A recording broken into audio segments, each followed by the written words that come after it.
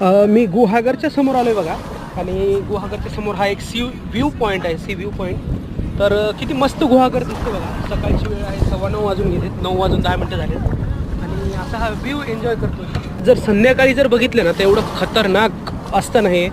आणि हे white sand beach गुहागरचं किती मस्त आहे बघा. हे छोटंसं गाव आहे, अंतर काहीतरी, आणि त्यानंतर ते गुहागर आहे. समोरचं जे दिसते ते गुहागर आहे.